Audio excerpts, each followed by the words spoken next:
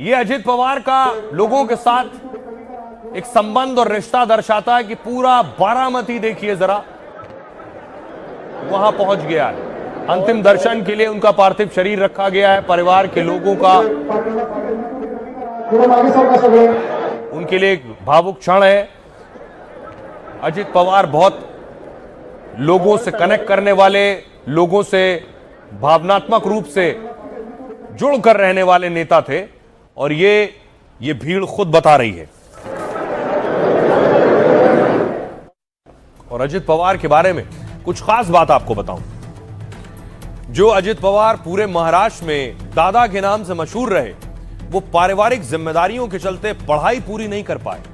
अजित पवार ने बीकॉम में दाखिला लिया और पढ़ाई भी की, लेकिन एक सेमेस्टर बाकी रहने के चलते उन्हें डिग्री नहीं मिल पाई। पढ़ाई भले अधूरी रही, लेकिन राजनीति में उनकी मजबूत पकड़ थी।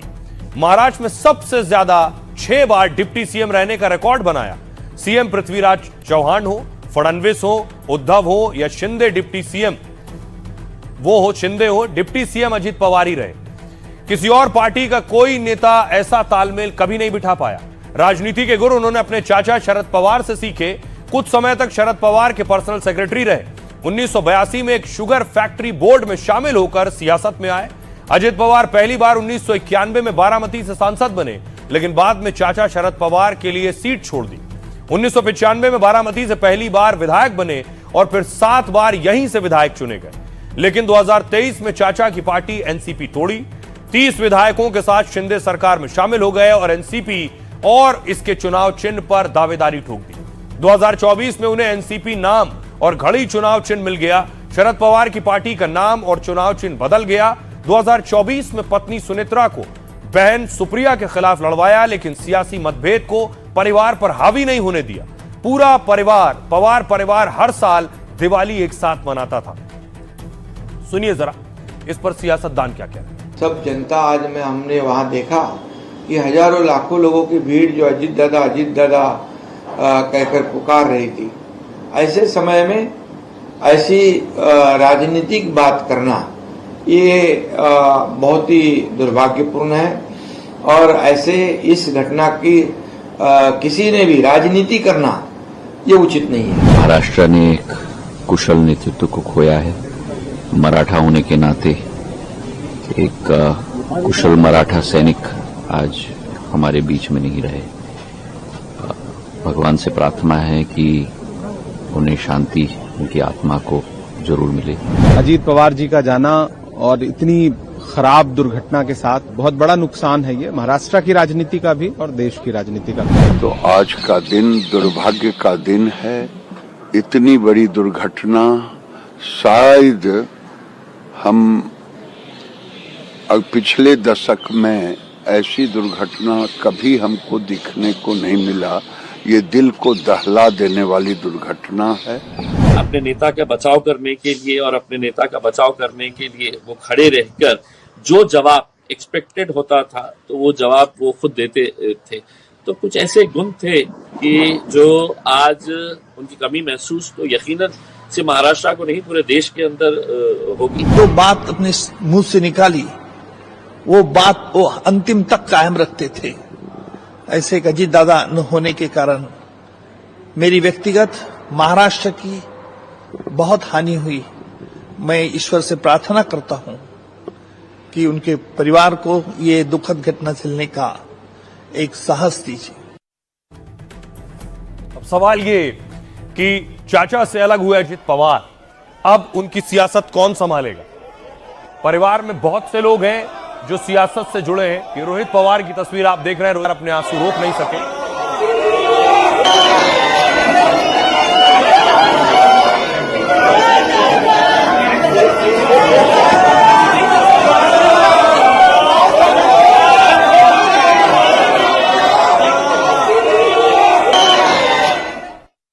अब देखिए जरा, अब आखिर एनसीपी किसकी होगी? अजित पवार के निधन के बाद सवाल है अब आगे क्या होगा। क्या एनसीपी का अस्तित्व बना रहेगा या फिर परिवार एक हो जाएगा? अगर एनसीपी का वजूद बना रहता है तो कमान अब किसके हाथों में होगी? एनसीपी को आगे बढ़ाने के लिए पहला नाम पत्नी सुनेत्रा पवार का है, लेकिन उन्हें राज्य की राजनीति का बहुत ज्यादा अनुभव नहीं है। 2024 चुनाव में हार के बाद वो सक्रिय राजनीति से कतराती भी हैं। अजित पवार के दो बेटे हैं, पार्थ पवार और जय पवार। बड़े बेटे पार्थ पवार पार्टी संगठन की जिम्मेदारी देख रहे हैं। उनकी रुचि भी पिता की तरह महाराष्ट्र की राजनीति में, लेकिन पार्थ पवार कानूनी मुश्किलों में घिरे। साथ ही एमएलए उन्हें कितना महत्व देंगे, इस पर भी असमंजस है। ऐसे में जय पवार की दावेदारी मजबूत हो सकती है, लेकिन अगर कमान परिवार के किसी सदस्य को नहीं मिलती है तो प्रफुल्ल पटेल, सुनील तटकरे जैसे नेताओं का अनुभव काम आएगा।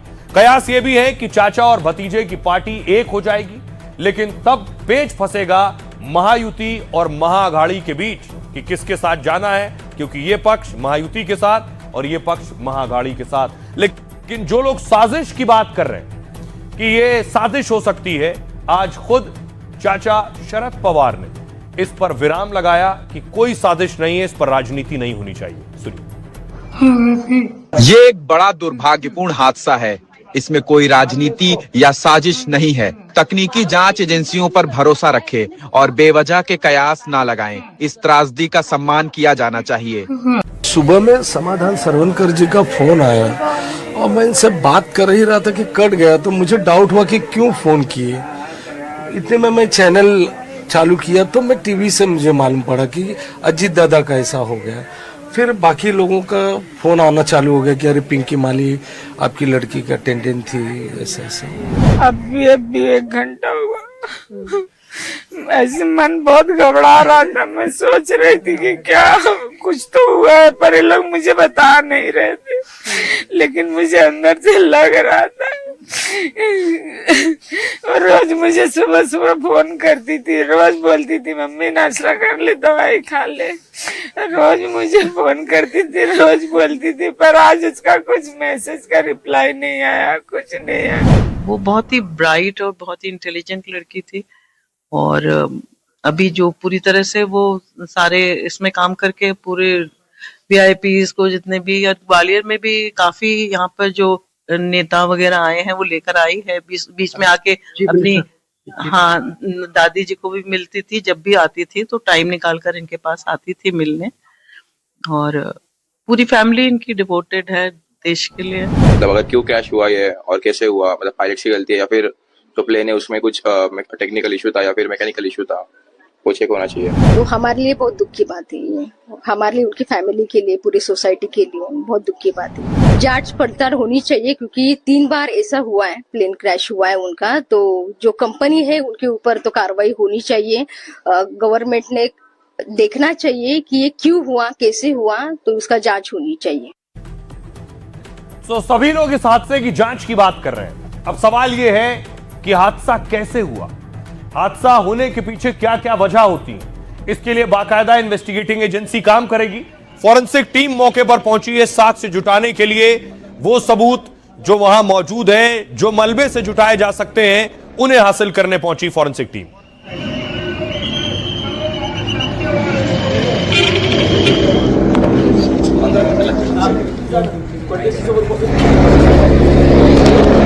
अब देखिए जरा कैसे पता चलेगा हादसा कैसे हुआ और ऐसे हादसे कैसे होते हैं। पहली वजह होती है खराब मौसम।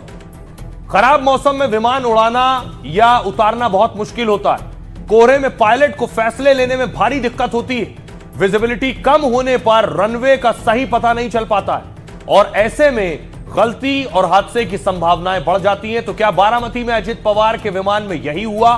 क्या घने कोहरे की वजह से उनका विमान क्रैश हुआ? दूसरी वजह तकनीकी खामी। आधुनिक विमानों में काफी सेफ्टी सिस्टम होते हैं, लेकिन फिर भी कभी इंजन फेल हो जाता है, कभी सेंसर काम नहीं करता, कई बार सिग्नल फेल होने से भी हादसे हो जाते हैं। क्या अजित पवार के विमान में भी तकनीकी खामी आ गई थी? क्या लैंड होने से पहले प्लेन में गड़बड़ी आई जिससे वो क्रैश हुआ? अगली वजह पायलट की गलतफहमी। विमान हादसों की एक बड़ी वजह पायलट की गलती भी होती है। कई बार मौसम और उड़ान संबंधित आखिरी फैसला पायलट को लेना होता है। विमान को टेक ऑफ या लैंड कराने से पहले उसे सोचना होता है। मौसम या विमान में कोई गड़बड़ी दिखे तो वो उसे टाल देता है। बारामती में पायलट क्या खराब मौसम को भाप नहीं पाए? क्या उन्हें विमान उतारने या फिर उड़ाने में भ्रम हो गया उस वक्त? एक और बड़ी वजह एटीसी एयर ट्रैफिक कंट्रोल की लापरवाही भी होता है। विमान के उड़ान और लैंडिंग का पूरा कंट्रोल इस एटीसी के पास होता है। एटीसी पायलटों को बताता है कि दूसरे विमानों से कितना दूर रहना है। एटीसी से ही पायलट को कमांड मिलती है कि कब और कहां लैंड करना है। खराब मौसम या तकनीकी दिक्कत में एटीसी निर्देश देता है। एटीसी अगर गलत जानकारी देता है तो भी बड़ा हादसा हो सकता है। बारामती में क्या एटीसी से सही जानकारी दी गई, इसकी भी जांच होगी। क्या पायलट को सही और जरूरी निर्देश दिए गए थे? अगली वजह विमान हादसे की जांच अब तेजी से होगी। उड्डयन मंत्री राम मोहन नायडू ने जांच के आदेश दे दिए हैं। एयरक्राफ्ट एक्सीडेंट इन्वेस्टिगेशन ब्यूरो एएआईबी जांच में जुट गई है। एएआईबी की एक टीम विमान ऑपरेटर कंपनी के दिल्ली ऑफिस पहुंची। दूसरी टीम बारामती में हादसे से जुड़े आंकड़े और साक्ष्य जुटाएगी। फॉरेंसिक टीम भी बारामती से साक्ष्य जमा कर रही है। तो इस तरह से जांच आगे बढ़ रही है और यह वजह हो सकती है हादसों की। सुनिए जरा एक्सपर्ट्स क्या कह रहे हैं। किस क्रैश की या किसी भी क्रैश की 4 वजहें होती हैं। एक तो होता है all of a sudden technical glitch. Second हो जाता है कि अगर लैंडिंग गियर खुला ना हो। तीसरा हो जाता है कि पायलट पे मतलब प्लेन में बर्ड हिट हो। और चौथा हो सकता है कि all of a sudden visibility clear ना हो। चारों में से कोई कुछ भी पॉसिबिलिटी हो सकती है इस केस के अंदर। खराब मौसम के कारण हुआ या खराब मौसम के साथ पायलट एरर हुआ या खराब मौसम के साथ किसी टेक्निकल एरर की वजह से ये हुआ, ये सीबीआर और एफडीआर को जांच करने के बाद ही हम किसी नतीजे पे पहुंचेंगे। जो बातें हमें मालूम है वो ये है कि पायलट ने किसी तरह का इमरजेंसी डिक्लेयर नहीं किया हुआ था, लेकिन उससे ये प्रमाणित नहीं होता है कि कोई टेक्निकल डिफेक्ट्स को वो जूझ नहीं रहा था। अमूमन इस तरह के हादसों के बाद बहुत खास चीज होती है, वो होता है ब्लैक बॉक्स। आपको याद होगा अहमदाबाद में जो प्लेन क्रैश हुआ था उसका ब्लैक बॉक्स खोजा गया और आखिरकार वो ब्लैक बॉक्स मिल गया। कुछ ऐसा होता है ब्लैक बॉक्स। अब इस विमान में ब्लैक बॉक्स था। आखिरी क्षणों में पायलट क्या कह रहा था, किससे बात कर रहा था, क्या कमांड दे रहा था, वो सब कुछ इस ब्लैक बॉक्स से ही खुलकर सामने आएगा। तो देखिए जरा क्या है ब्लैक बॉक्स। विमान हादसे के बाद उसमें मौजूद ब्लैक बॉक्स को ढूंढा जा रहा है। इसका नाम ब्लैक बॉक्स होता है, लेकिन रंग चमकीला और नारंगी होता है। नारंगी रंग की वजह से इसे ढूंढने में मुश्किल नहीं आती। यह ऐसा डिवाइस है जो हर तरह के विमान में लगा होता है। एक ब्लैक बॉक्स के 2 हिस्से होते हैं, सीवीआर और एफडीआर। सीवीआर का मतलब है कॉकपिट वॉइस रिकॉर्डर। यह पायलट को पायलट के बीच जो बातचीत होती है उसे रिकॉर्ड करता है। इसके अलावा अलार्म और कॉकपिट की आवाजें रिकॉर्ड होती हैं। दूसरा हिस्सा होता है एफडीआर यानी फ्लाइट डेटा रिकॉर्डर, और यह कॉकपिट के अलावा पूरे विमान का डेटा रिकॉर्ड करता है। इससे ऊंचाई, गति, दिशा और इंजन के बारे में पता चलता है। इन्हीं जानकारियों से पता चलता है कि हादसा आखिर कैसे हुआ। विमान के ब्लैक बॉक्स को इतना मजबूत बनाया जाता है कि भयानक हादसे में भी वो टूटने ना पाए और ठीक रहे। सुनिए जरा इस पर एविएशन एक्सपर्ट्स क्या कह रहे हैं। फ्लाइट डेटा रिकॉर्डर आजकल डिजिटल होते हैं और उसमें लगातार हवाई जहाज की स्पीड, ऊंचाई, इंजन पैरामीटर्स और सबसे बड़ी बात की हवाई जहाज कहां पर था, किस स्थिति में था, रिकॉर्ड होता रहता है। जो रेस्क्यू टीम होती है उसका एक कर्तव्य यह भी होता है कि अगर डिजिटल फ्लाइट डेटा रिकॉर्डर मिल जाता है तो उसे सही तरह से safely aircraft accident investigation board के मेंबर को सौंप देना। अब देखिए जरा अजित पवार के हादसे पर जांच हो रही है, लेकिन अजित पवार अपने पीछे एक बड़ी सियासत छोड़ गए। अजित पवार का एक वीडियो सबसे ज्यादा वायरल है कि बहुत हाजिर जवाब थे। सुनिए जरा। पद की शपथ लेंगे। अरे भैया अभी तो कहा, देवेंद्र जी ने भी कहा, मैं भी कह रहा हूँ रुको थोड़ा, अभी शाम तक रुको, अभी कल शपथ की है ना, उनका समझ में आएगा। मैं तो लेने वाला हूँ।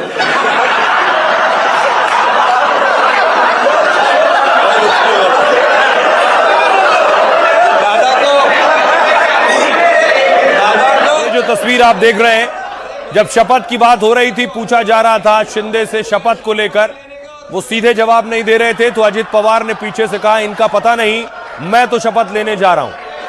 और अजीत दादा पवार साहब भी कल डिप्टी सीएम से पद की शपथ लेंगे। अरे भैया अभी तो कहा, देवेंद्र जी ने भी कहा, मैं भी कह रहा हूँ रुको थोड़ा, अभी शाम तक रुको, अभी कल शपथ की है ना, उनका समझ में आएगा। मैं तो लेने वाला हूँ।